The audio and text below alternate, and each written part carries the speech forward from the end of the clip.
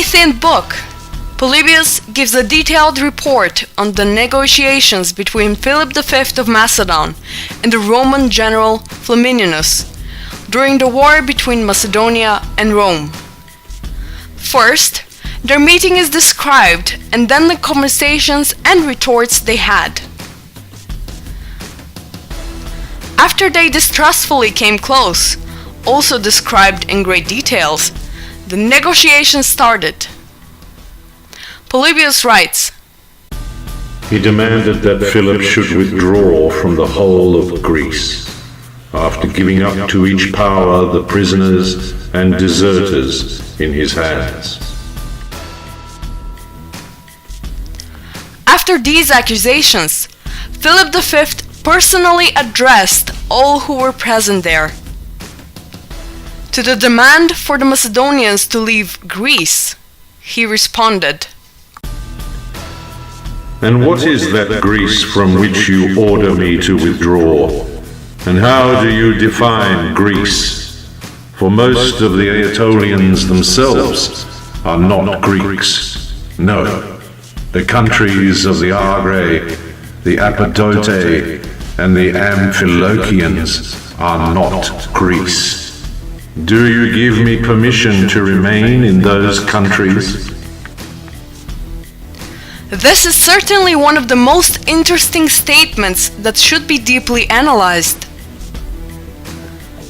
Not only are these words valuable because they represent an authentic statement made by one of the last ancient Macedonian kings, but with these words he clearly made a small analysis of the ethnic composition of the Greek territories at the time. First, he says that the majority of the Aetolians were not Greek, which of course is apparent according to their non-Greek self-declaration. The Aetolians lived north of Peloponnesus, which brings up the question if that part was Greek at all in ancient times. There are other authentic testimonies related to the Aetolians not being Greek.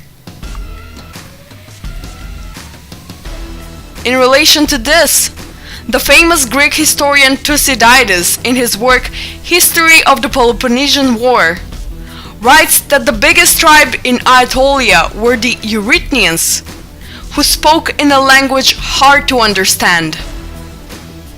The non-Greek ethnical origin, to at least a part of the Aetolians, is pointed out in the big Dictionary of Greek and Roman Geography, where the author, relying on the writings of Strabo, says the original inhabitants of Aetolia were the Curates who, according to Strabo, came from Euboea. Further on, we read about the accusations against Philip V in front of the Roman Senate, made by Greek mercenaries. Their accusations were, in general, similar to those they had brought against the king in person, but the point which they all took pains to impress upon the Senate was that as long as Chalcis, Corinth, and Demetrius remained in Macedonian hands, it was impossible for the Greeks to have any thought of liberty.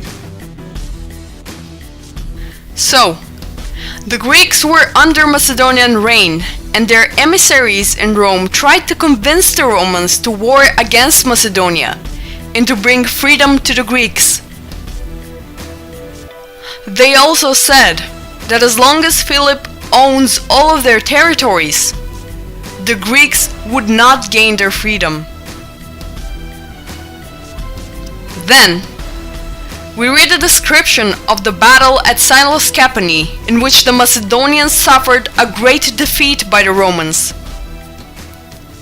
Polybius writes that many Greeks could not even believe that Macedonia was defeated.